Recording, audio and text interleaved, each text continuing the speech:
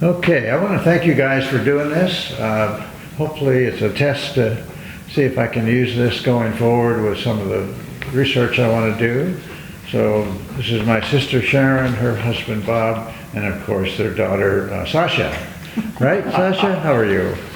So I want to kind of go back in time a little bit and sort of trace how we got from here to here, from where we kind of started, not necessarily in the beginning, but when we were hit the age of reason, where we could be an adolescent or a teenager and start to make decisions for ourselves. So from the standpoint of your teenage years, how did they impact how you got here? Go ahead, you go first. Well, my teenage years were non-existent. I lost my dad when I was 15. I lost my mother when I was 13, so I was an orphan. And moved in with my brother and his wife first, and because I didn't get along with her, my brother visited my sister, and I ended up living with my sister and brother-in-law for 2 years while I was in high school. Now, my high school was an all-boys school, 5,000 all-boys. It was a technical school that taught one to get out and get a job and learn a trade. And I majored in commercial art, thinking that's what I wanted to do. And I really didn't have teen years like in the movie Grease. Didn't go to dances, didn't date till my senior year. And I was alone all the time. And then when I was dropped off at college, I didn't have family in the Chicago area, and so I lived in a fraternity house, except for summers when I was able to get a job, first in Indianapolis and in South Bend. So by the time I graduated from high school and college, I was very, very naive. And I went through life knowing what I didn't want to do. I majored in commercial art and I didn't like it, but I wasn't allowed to take any other courses in school, so I audited. For 2 years I audited classes and won a scholarship to an engineering school, went there 4 years. And on the scholarship terms, I had to work with a group for 3 years afterwards. I didn't want to be in insurance, and so I took some accounting. I actually wanted to be a lawyer, and I signed up for go to law school at University of Indiana going nights, but I was going to the Army Reserve meetings, and there was a conflict. So I started taking accounting courses on Saturdays, and I liked it.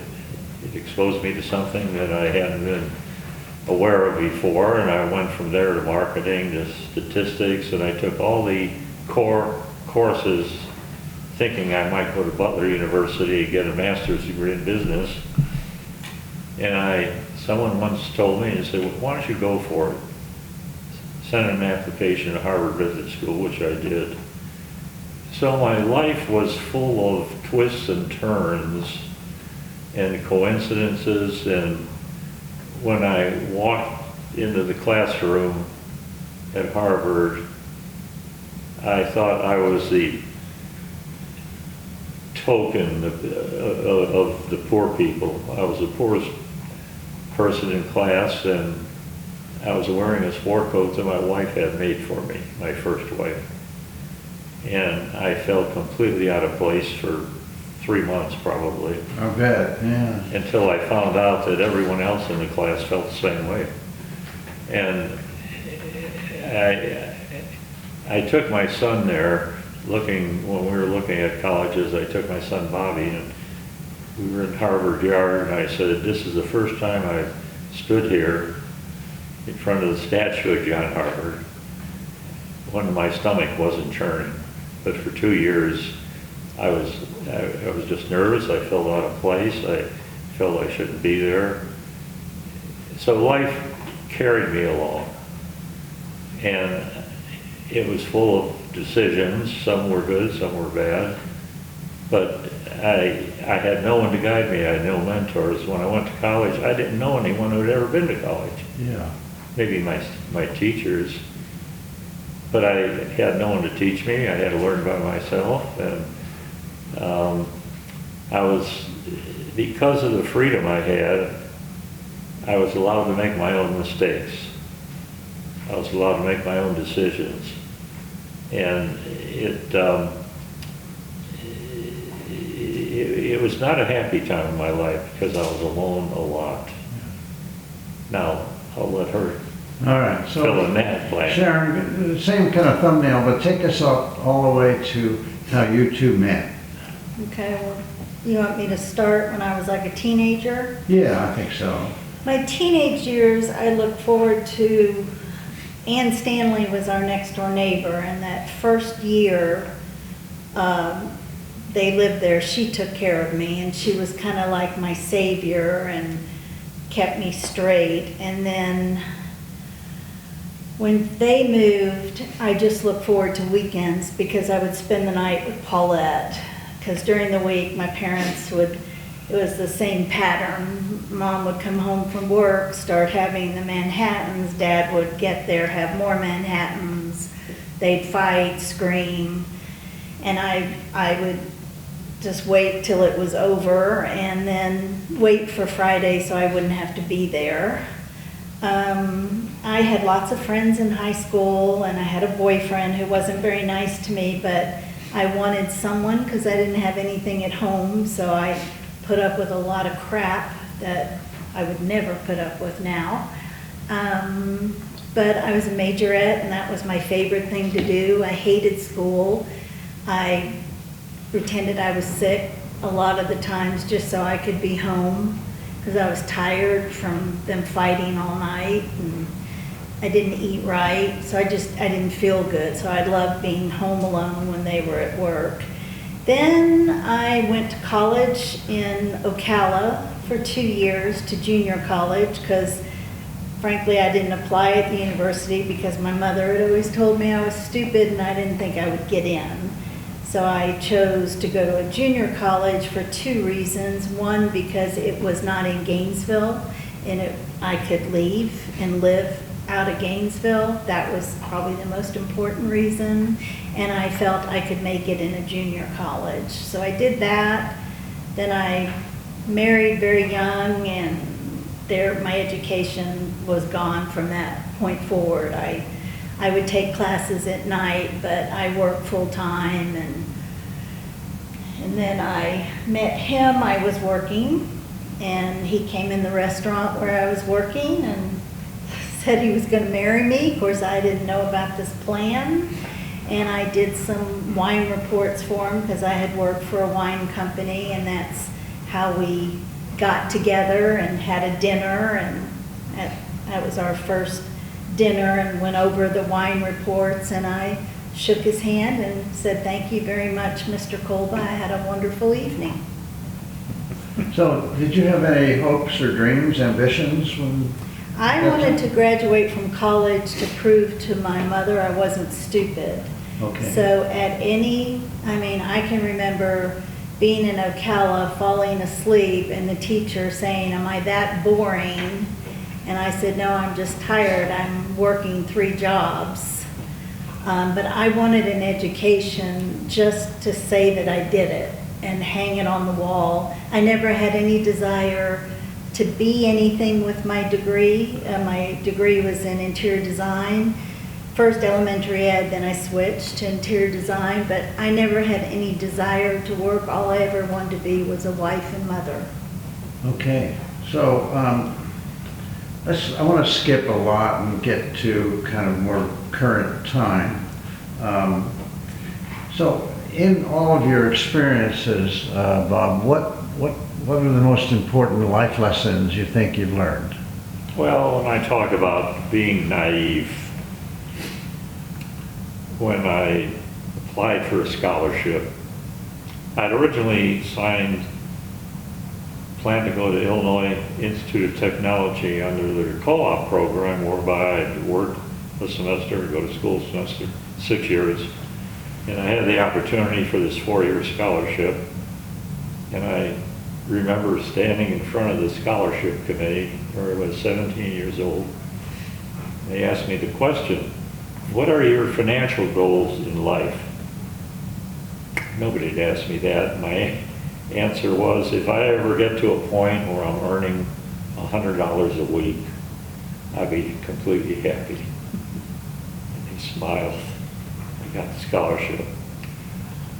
So when my two brothers dropped me off on campus to start my college career, the dorms were full, and so I was staying at a fraternity house. And they said, let's go out for a beer. And I said, I can't. They said, why? I said, I'm not 18, it's illegal. That's how naive it was. And to this day, I think I've had maybe 1 or 2 beers my whole life. I like wine. But when I graduated from the business school, I went to work, had several interviews, several offers. They were all lined up with the insurance industry, which basically was, my BS degree was a combination of insurance and engineering. So Container Corporation hired me with the thought of my running their insurance department one time. And they said, we have a training program for controllers, but we're going to send you on that program. They sent me to Santa Clara for a month and Los Angeles for 2 months. And while I was at Santa Clara, it was a paper mill. And I spent all that time not in the office reading books or office procedures or learning about how cardboard was made, but I spent my time out in the plant. I wanted to learn how to operate all the equipment. I wanted to know about the people that were operating the equipment. I wanted to know about their families. And Chicago sent someone out to check me out after I'd been there 3 weeks. And he said, take me out to the plant, show me around. Well, instead of walking around and talking about the technical aspects of the equipment, I introduced them to all the people. And I said, this is so-and-so, and his son goes to this school, and he's got 2 daughters. So I got back to Chicago, and they said, you know, how'd you like to be in the controllers department? It's much wider, much more opportunities. So because of that one visit, instead of ending up running an insurance department, I became a controller, I became a plant controller, I became a regional controller. And when I got to Texas, I didn't want to move back to Chicago, and so I changed jobs, and I ended up with a company called the Trammell Pro Company. And Trammell was the biggest developer in the world at the time. And I was involved in a project in San Francisco called Embarcadero Center. High-rise office buildings, a Hyatt hotel, and our one partner is David Rockefeller. John Portman, the architect, was another partner. And my boss at the time, who was the chief financial officer for Trammell, was responsible for the Embarcadero, and one time he couldn't make a meeting, and he sent me in his place. And I sat there over the weekend listening to everyone talk, and there was so much confusion, it was ridiculous. Nobody had taken the time to lay out the story of the whole development. We had a new building going up, we were trying to lease one building, getting ready to open an 800-room hotel with Hyatt. And at the time, there was no DFW airport. We were landing in and out of Love Field in Dallas. So it was 2 in the morning when I landed. I went to my office and I worked all night putting together a pro forma, basically, of the whole development. And I came to my boss the next day, and he said, let's go talk to Trammell. So we showed it to him. He picked up the phone, and he called David Rockefeller's people. And he said, I want to hold a meeting of our partners in New York, and I want